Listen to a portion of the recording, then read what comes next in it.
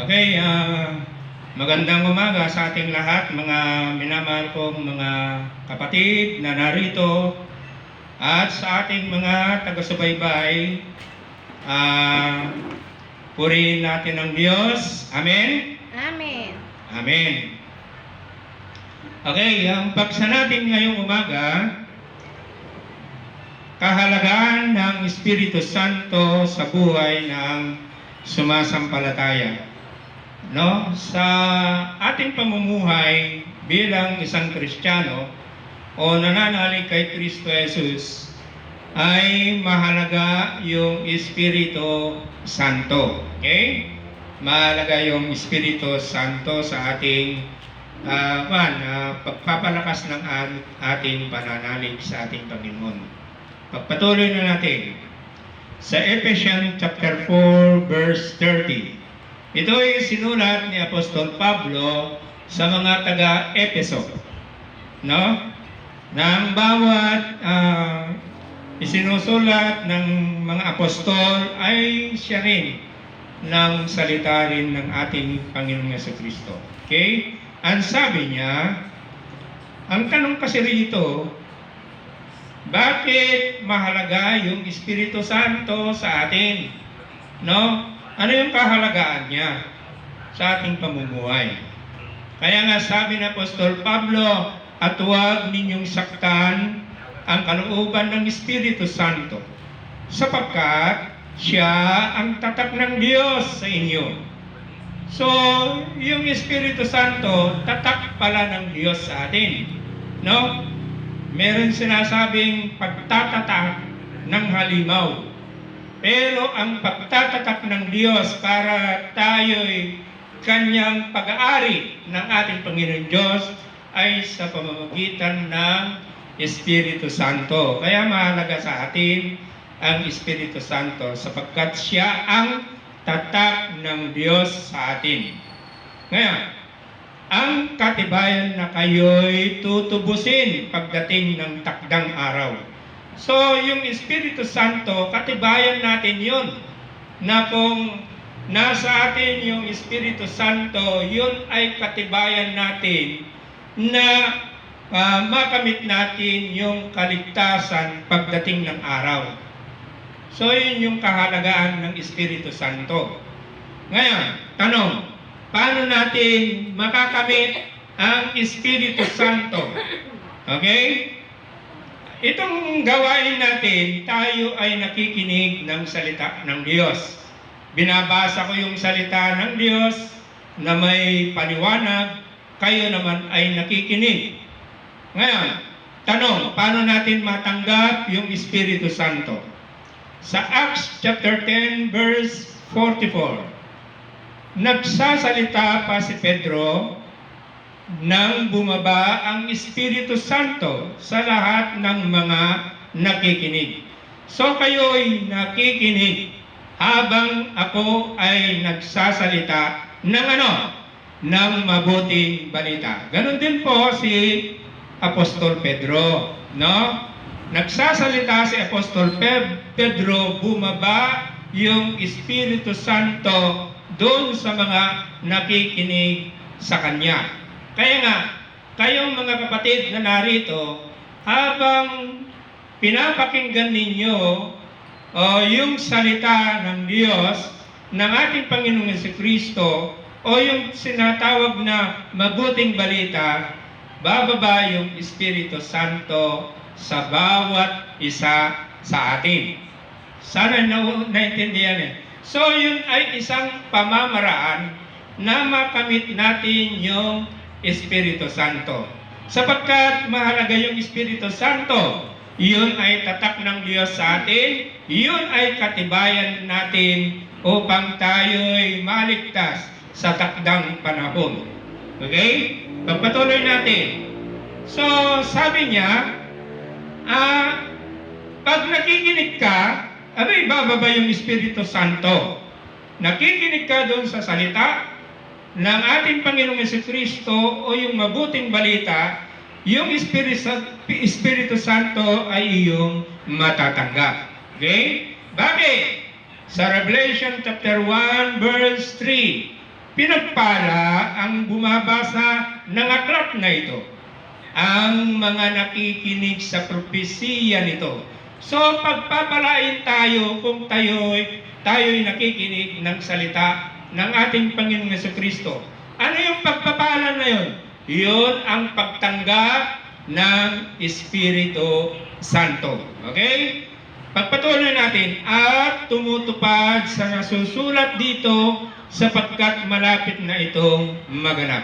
So, yung binabasa ko, sabi niya, mapalad yung bumabasa, kayo naman ay nakikinig, mapalad din kayo. No? Pero sa ating, pag ako'y binabasa ko, tutuparin ko yung binabasa ko. At kayo naman ay nakikinig, tutuparin din ninyo yun. Okay? Sapagkat ang tumutupad sa salita ng ating Panginoong Jesucristo ay mapalad. Bakit? Kasi matatanggap na natin yung Espiritu Santo No? Pagpatuloy natin sa John 6:63. So, mahalaga yung Espiritu Santo. Sa pamamagitan ng pakikinig ng salita ng ating Panginoong Jesucristo, ng ating Panginoon Diyos, matatanggap natin yung Espiritu Santo. No? Paano yun? Ang Espiritu ang nagbibigay buhay. Hindi ito magagawa ng laman. Ang mga salitang sinasabi ko sa inyo ay Espiritu. At ito ang nagbibigay buhay. Yun. Nakikinig tayo ng salita ng ating Panginoong Jesucristo, ng ating Panginoon Diyos, yun pala ay Espiritu, yung kanyang salita. So matatanggap natin, no? So tuwing tayo nagtitipon at tayo nakikinig ng salita ng Diyos, ng kanyang mabuting balita, yung Espiritu ng ating Panginoong Jesucristo at ng ating Panginoon Diyos ay mananahan sa atin. So, ibig sabihin, yun ay tatak ng ating kaligtasan. Tandaan natin doon sa 1 Corinthians chapter 15, verse 1 and 2, sabi niya, no, naliligtas tayo sa salita ng ating Panginoong Jesucristo, sa kanyang mabuting balita. So, yung Espiritu Santo ay tatak natin para ito'y magiging garantiya na tayo'y maliligtas. Okay? Pagpatuloy natin sa John 14:26. Kapag nasa atin na yung Espiritu Santo, maliban doon tayo'y may katibayan ng makamit natin ng kaligtasan, maliban doon, sabi ni Apostol Juan sa John 14:26, ngunit ang patnubay, ang Espiritu Santo na isusugo ng Ama sa pangalan ko. So, yung Espiritu Santo ay isusugo ng ating Panginoon Diyos, ng ating Ama, sa pangalan ni Kristo Jesus. Ang siyang magtuturo sa inyo ng lahat ng bagay at magpapaalala ng lahat ng sinasabi ko sa inyo.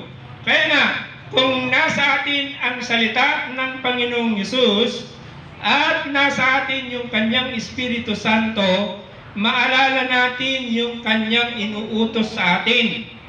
Kapag yung ginawa natin ay taliwas doon sa inuutos ni Kristo Jesus, ibig sabihin, wala yung Espiritu Santo sa atin. Bakit? Kasi yung Espiritu Santo, ipapaalala niya sa atin yung inuutos ni Kristo Jesus. Ngayon, kung meron tayong ginagawa sa pang-araw-araw nating pamumuhay, at yun ay taliwas o labag doon sa inuutos ni Kristo Jesus, wala sa atin yung Espiritu Santo. Ibig sabihin, mga kapatid, yung impluensya ng Espiritu Santo ay hindi powerful sa atin. Okay? So, yun yung isang importanteng gawa ng Espiritu sa ating buhay. Ipapaalala niya, meron kang gagawin. Mali yun. labag sa kalooban ng Diyos yung gagawin ko. So, bakit? Bakit mo nasabi yun? Kasi ipapaalala ng Espiritu Santo sa atin kung ano yung inuutos ni Kristo Jesus. Kapag ang nangangaral ay mali, na malayo na siya doon sa itinuturo o inuutos ni Kristo Jesus, wala sa kanya yung Espiritu Santo. Naintindihan natin yon. So, mahalaga sa pang-araw-araw nating pamumuhay ang Espiritu Santo sapagkat siya ang gagabay sa atin sa paggawa ng mabuting gawa, sa paggawa ng makabutihan sa ating kapwa. So, mahalaga sa atin yung Espiritu Santo.